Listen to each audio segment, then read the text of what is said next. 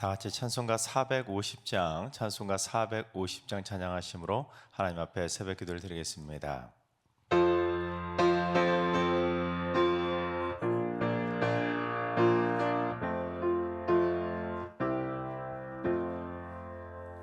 내 평생 소원 이것뿐 주의 일 하다가 이 세상이 별하는 날 주 앞에 가리라. 금같이 옷된 세상 일 취할 것 뭐냐. 이 수고함만 하여도 헛된 것뿐일세. 불같은 시험 많으나 겁내지 맙시다. 구주의 권능 크시니 이기고 남겠네. 금보다 귀한 믿음은 참복에 되도다. 이 진리 믿는 사람들 다 복을 받겠네. 살같이 빠른 광음을 주 위에 아끼세. 온몸과 마음을 바치고 힘써서 일하세. 아멘.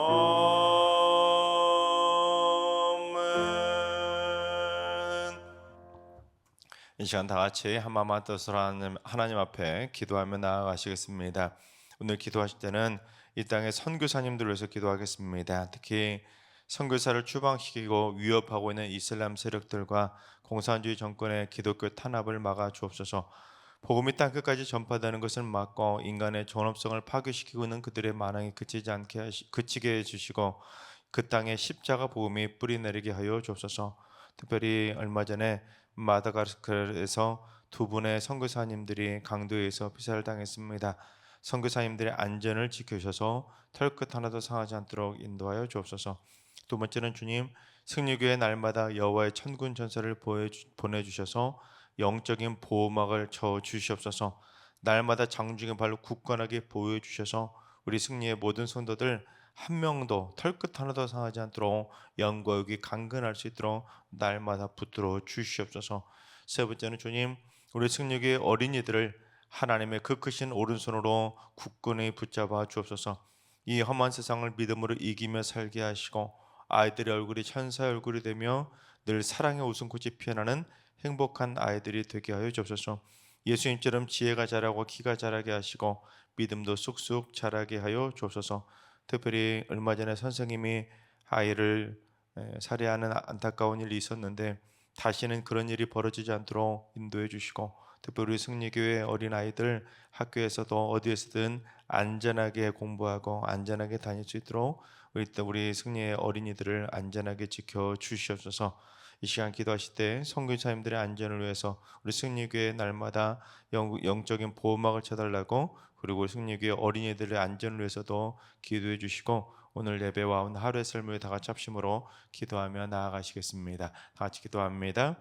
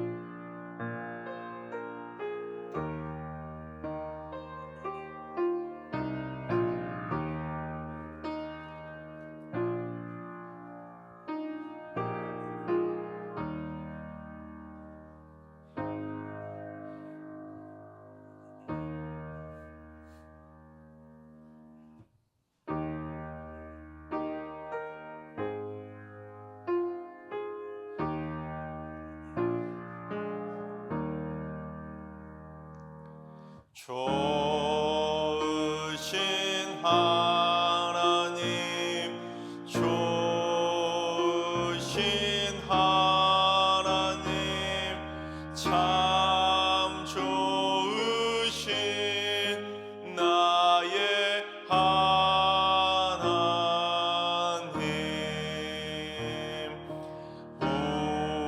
우리의 기도를 응답해 주시는 참 좋으신 나의 하나님.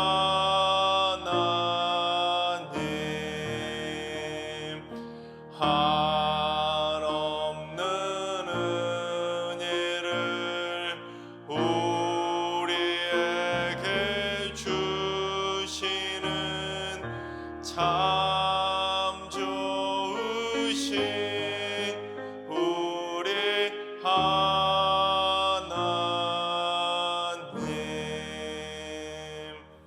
아멘. 참 좋으신 하나님께서 오늘 이 새벽에 주시는 말씀은 잠언 10장의 말씀입니다. 다 같이 드라마 바이블로 봉독하겠습니다.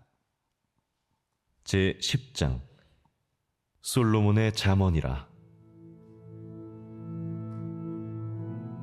지혜로운 아들은 아비를 기쁘게 하거니와 미련한 아들은 어미의 근심이니라. 불의의 재물은 무익하여도 공의는 죽음에서 건지느니라. 여호와께서 의인의 영혼은 줄이지 않게 하시나 악인의 소욕은 물리치시느니라. 손을 게으르게 놀리는 자는 가난하게 되고 손이 부지런한 자는 부하게 되느니라. 여름에 거두는 자는 지혜로운 아들이나 추수 때에 자는 자는 부끄러움을 끼치는 아들이니라. 의인의 머리에는 복이 임하나 악인의 입은 독을 머금었느니라. 의인을 기념할 때에는 칭찬하거니와 악인의 이름은 썩게 되느니라. 마음이 지혜로운 자는 계명을 받거니와 입이 미련한 자는 멸망하리라. 바른 길로 행하는 자는 걸음이 평안하려니와 굽은 길로 행하는 자는 드러나리라. 눈짓하는 자는 근심을 끼치고 입이 미련한 자는 멸망하느니라. 의인의 입은 생명의 샘이라도 악인의 입은 독을 머금었느니라. 미움은 다툼을 일으켜도 사랑은 모든 허물을 가리느니라. 명철한 자의 입술에는 지혜가 있어도 지혜 없는 자의 등을 위하여는 채찍이 있느니라. 지혜로운 자는 지식을 간직하거니와 미련한 자의 입은 멸망에 가까우니라. 부자의 재물은 그의 견고한 성이요 가난한 자의 궁핍은 그의 멸망이니라. 의인의 수고는 생명에 이르고 악인의 소득은 죄에 이르느니라. 훈계를 지키는 자는 생명길로 행하여도 징계를 버리는 자는 그릇 가느니라. 미움을 감추는 자는 거짓된 입술을 가진 자요 중상하는 자는 미련한 자이니라. 말이 많으면 허물을 면하기 어려우나 그 입술을 제어하는 자는 지혜가 있느니라. 의인의 혀는 수는 것 같거니와 악인의 마음은 가치가 적으니라. 의인의 입술은 여러 사람을 교육하나 미련한 자는 지식이 없어 죽느니라. 여호와께서 주시는 복은 사람을 부하게 하고 근심을 겸하여 주지 아니하시느니라. 미련한 자는 행악으로 낙을 삼는 것 같이 명철한 자는 지혜로 낙을 삼느니라. 악인에게는 그의 두려워하는 것이 임하거니와 의인은 그 원하는 것이 이루어지느니라. 회오리 바람이 지나가면 악인은 없어져도 의인은 영원한 기초 같으니라. 게으른 자는 그 부리는 사람에게 마치 이의 식초 같고 눈의 연기 같으니라. 여호와를 경외하면 장수하느니라. 그러나 악인의 수명은 짧아지느니라. 의인의 소망은 즐거움을 이루어도 악인의 소망은 끊어지느니라. 여호와의 도가 정직한 자에게는 산성이요 행악하는 자에게는 멸망이니라. 의인은 영영이 이동되지 아니하여도 악인은 땅에 거하지 못하게 되느니라. 의인의 입은 지혜를 내어도 패역한 혀는 배임을 당할 것이니라. 의인의 입술은 기쁘게 할 것을 알거늘 악인의 입은 패역을 말하느니라. 아멘. 할렐루야. 하나님께서 오늘도 새날을 선물로 주셨습니다. 오늘 하루도 주님과 동행하면서 믿음으로 담대하게 승리하는 행복한 하루가 되시기를 주님의 이름으로 축원합니다. 총 31장으로 구성이 된 잠언은 흔히 솔로몬의 저작물로 알고 있지만 사실 전부 다 솔로몬이 쓴 것은 아닙니다. 물론 솔로몬이 가장 많이 쓰긴 했지만 이 잠언의 내용들을 살펴보면 지혜로운 현자들이 쓴 다른 잠언들도 있고, 또는 솔로몬이 죽은 다음에 솔로몬이 했었던 말들을 나중에 히스기야 왕의 신하들이 모으고 모아서 수집한 잠언집도 있습니다. 또한 아골의 잠언과 르무엘 왕의 어머니가 쓴 잠언도 수록이 되어 있습니다. 그처럼 다양한 형태의 잠언들이 모아 있지만 총 31장 중에서 약 27장이 솔로몬이 썼기 때문에 잠언의 저자를 통상적으로 솔로몬이라고 부릅니다. 그런데 이 솔로몬이 쓴 걸로 알려진 잠언이 총 3파트로 나눠지게 되는데, 그 중에서 잠언 1장부터 9장까지가 솔로몬이 직접 지은 제1 솔로몬 잠언집입니다. 제1 솔로몬 잠언집에는 젊은이들을 깨우치기 위한 15가지 주제의 잠언들이 수록이 되어 있습니다. 대체로 그 15가지 주제로 모으고 모아서 분류할 수가 있습니다. 특히 지혜를 찬양하면서 지혜를 추구하고 지혜의 부름에 응하도록 촉구하고 있는데, 지혜를 추구하는 방법과 그에 따른 긍정적 결과들을 비교적 길게 설명하고 있습니다.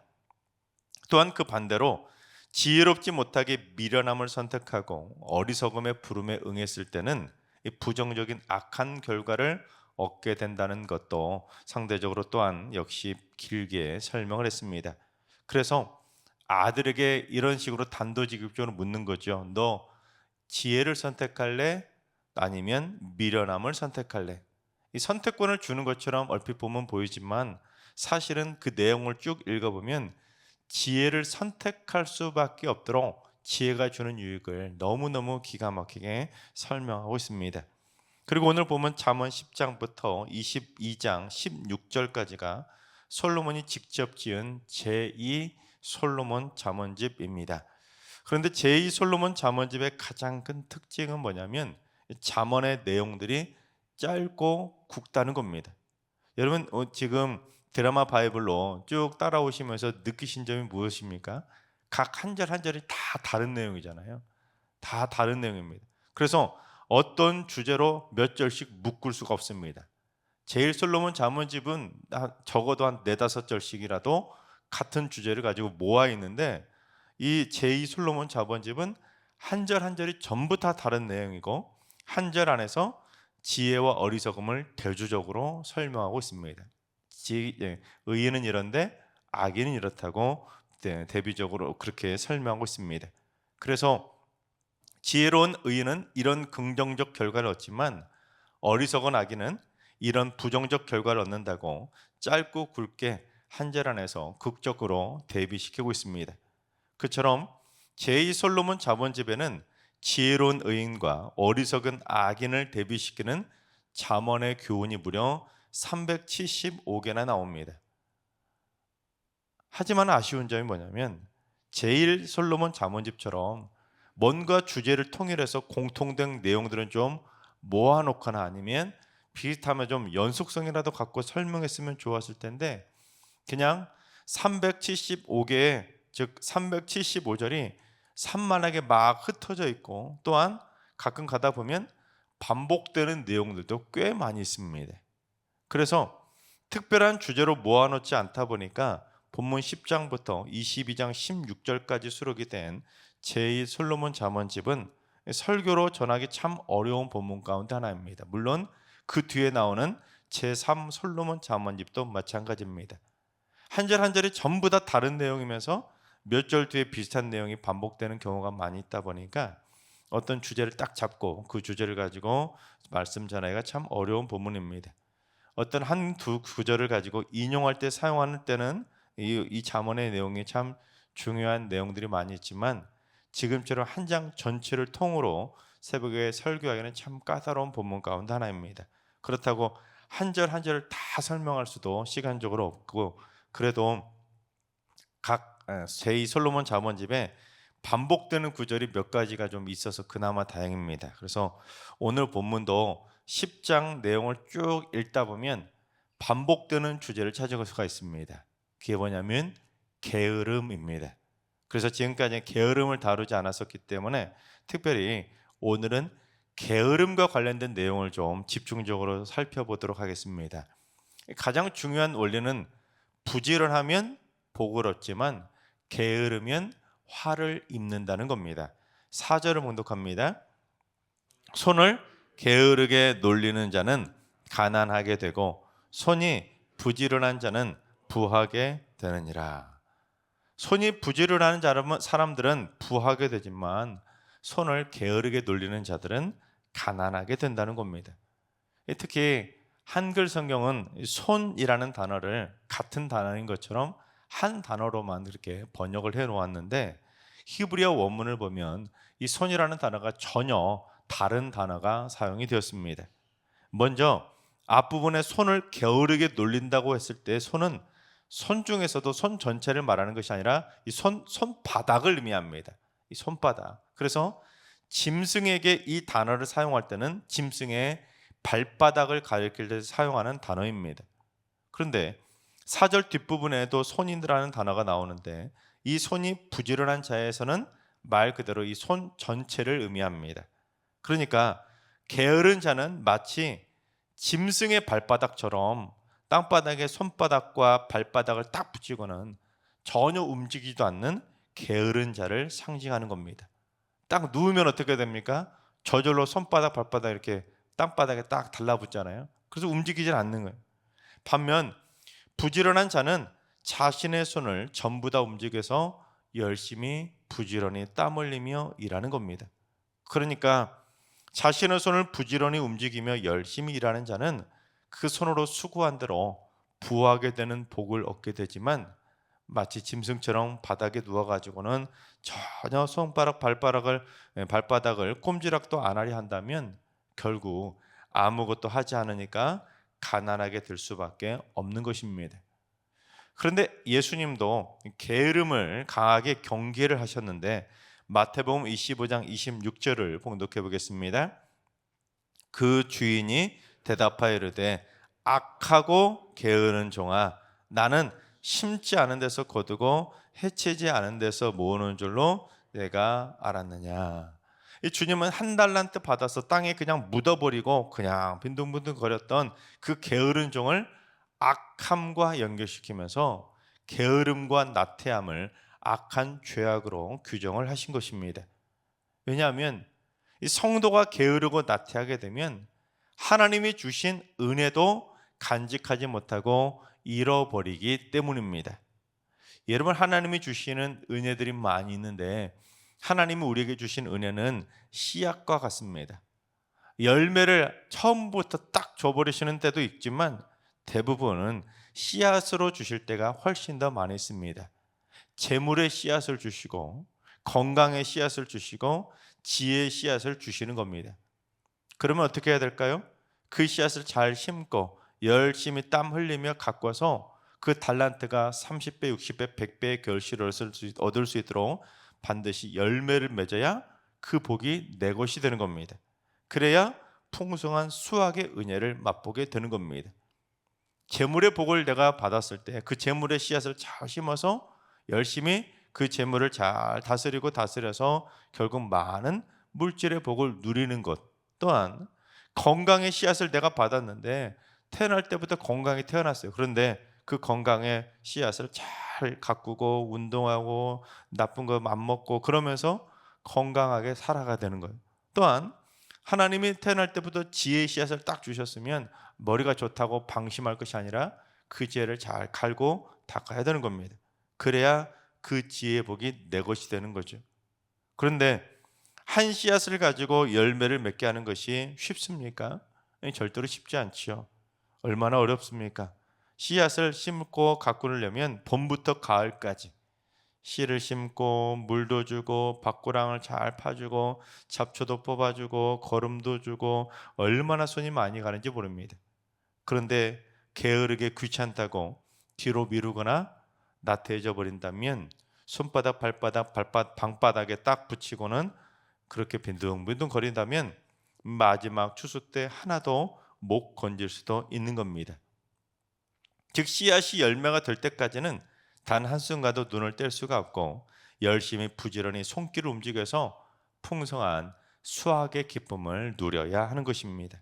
마찬가지로 하나님이 주시는 다양한 복들을 받은 대로 그냥 방치할 것이 아니라 그 복이 열매 맺을 수 있도록 부단히 노력해서 100배 이상의 결실도 맺을 수 있도록 매일매일 노력하며 살아가야 하는 것입니다. 조금 전에 말씀드린 것처럼 하나님이 내게 지혜의 복을, 지혜의 씨앗을 주셨다면, 맨날 놀고 먹기만 한다면 하나님이 주신 그 지혜는 소용이 없게 되는 겁니다. 또한 하나님이 내게 건강의 복을 주셨다고 나는 건강히 하고는 내 몸을 함부로 혹사시켜서 망가뜨리면 안 된다는 거예요. 열심히 운동을 하며 부지런하게 열심히 운동해서 건강한 열매를 더욱 맺어가야 되는 것입니다. 그래서 부지런한 자와 게으른 자가 어떤 자가 되는지 5절을 봉독해 보겠습니다. 여름에 거두는 자는 지혜로운 아들이나 추수 때 자는 자는 부끄러움을 끼치는 아들이니라. 여기서 여름이라는 단어는 우리의 여름하고는 차이가 좀 있습니다. 우리의 여름은 그냥 너무 더워가지고 농사할 때도 대부분 좀 쉬는 그런 시간이지만, 히브리어 여름은 추수라는 단어하고 동일한 어원을 가지고 있습니다. 그러니까 이 단어는 번역할 때 그냥 추수 때 거두는 자는 지혜로운 아들이나 추수 때 자는 자는 부끄러움을 끼치는 아들이니라, 그렇게 번역해도 될 정도로 같은 의미의 단어입니다. 그런데 팔레스타인 지역에는 여름에 보리와 밀을 추수하게 됩니다. 그러니까 여름이라고 해서 노는 때가 아니라는 거죠. 즉 추수를 할 때 부지런히 거두는 자는 지혜로운 아들이지만, 추수할 때 할 일 없이 자는 자는 부끄러움을 끼치는 못된 아들이라는 겁니다.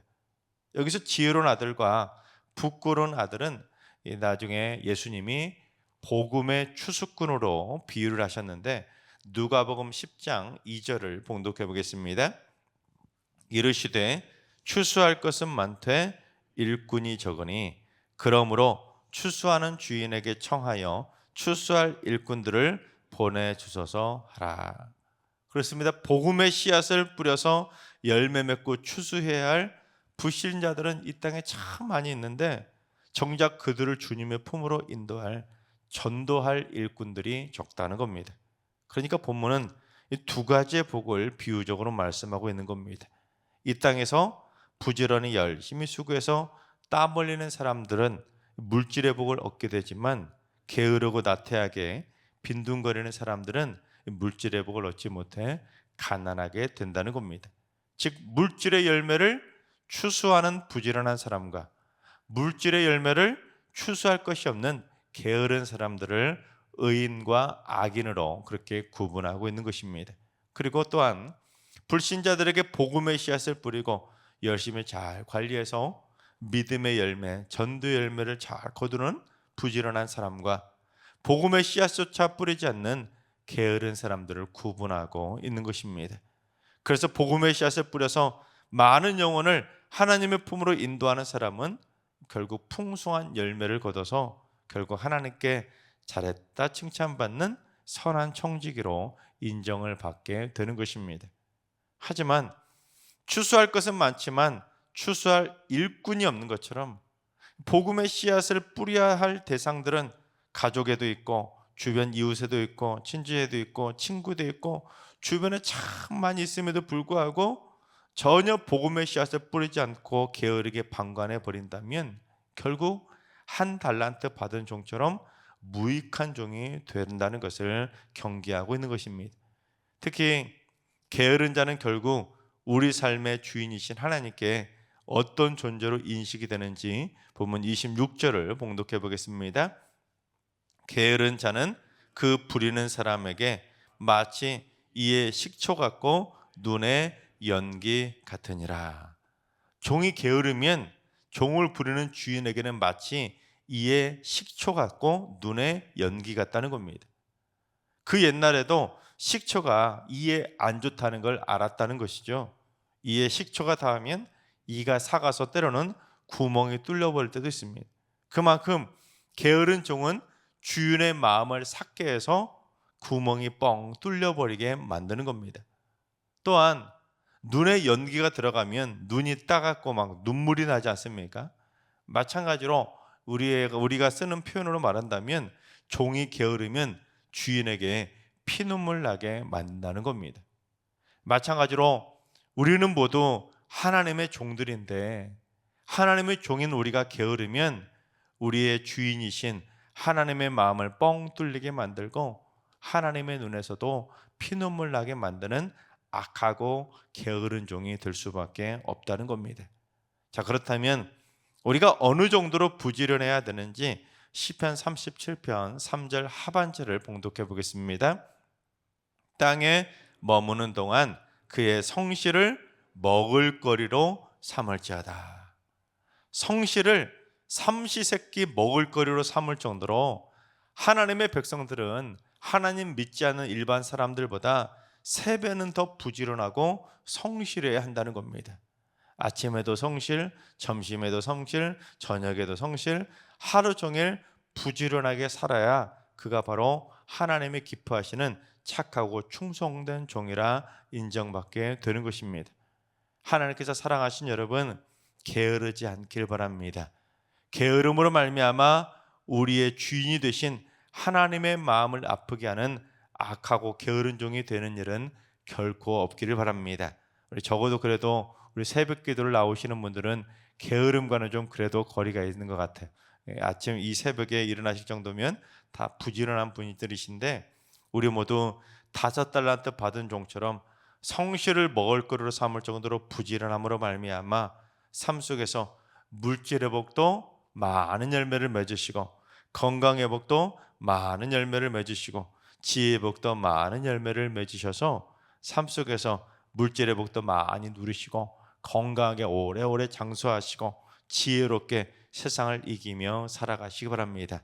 또한 부지런하게 많은 사람들을 하나님의 품으로 인도하셔서 전도의 열매도 풍성하게 많이 맺게 되시기를 주님의 이름으로 축원합니다. 기도하겠습니다. 부지런함을 원하시는 하나님, 저희에게 게으름이 아닌 부지런함을 원하시는 하나님의 마음을 깨달아 늘 언제나 게으르고 나태해지지 않도록 농부의 마음을 갖게 하여 주옵소서.